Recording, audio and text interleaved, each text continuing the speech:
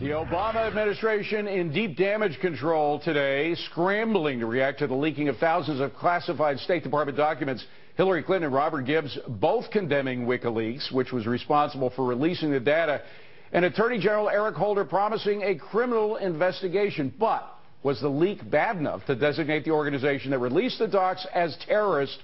Something that Congressman Peter King wants to do. Let's ask Fox News strategic analyst and author of Endless War, Lieutenant Colonel Ralph Peters. So, Colonel, is WikiLeaks a terrorist group? WikiLeaks, in and of itself, is not a terrorist group, but they support terror. They abet terror. And, David, well, let me just stop you there, Colonel. This is kind of an important point here, because if you abet a murderer, you could be accused of being a murderer. I mean, in a court of law. Yeah. So doesn't that then make WikiLeaks a terrorist organization? Look, we have people in Guantanamo who have done less tangible harm to the United States of America and our allies than Julian Assange has done.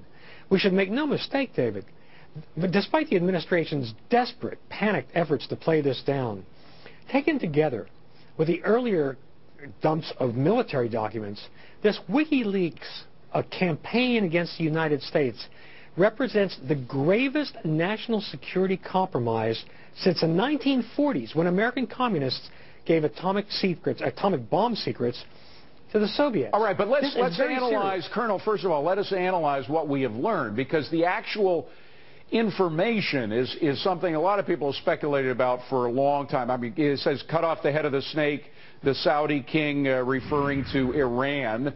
We knew that the Saudis were against Iran, wanted us to hit Iran, take out their nuclear sites.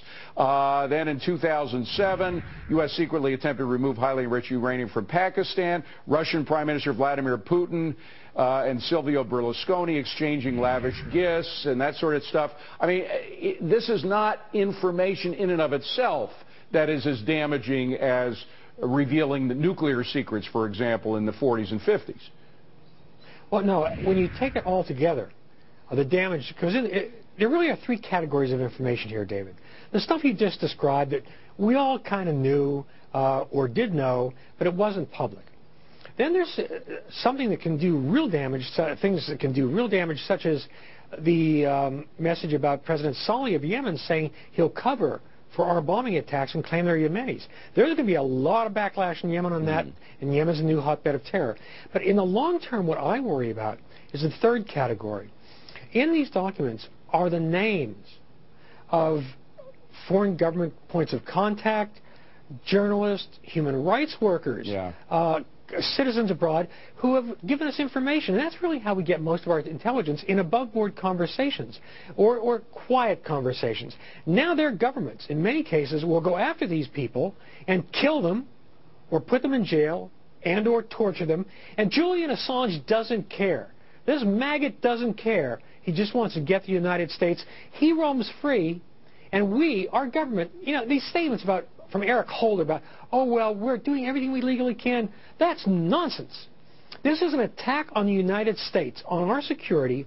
We have the cyber capability to take down WikiLeaks, could have done it before the first dump of information, could have destroyed their operating systems. President Obama decided not to do it. Why do you think we did not do that?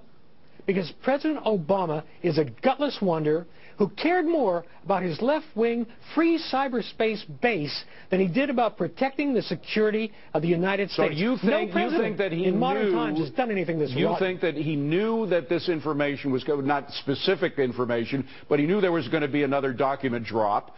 He knew that he could take that out by hitting the servers wherever they were, in Iceland or wherever, and he didn't do it just because he was trying to appeal to the left wing of his base.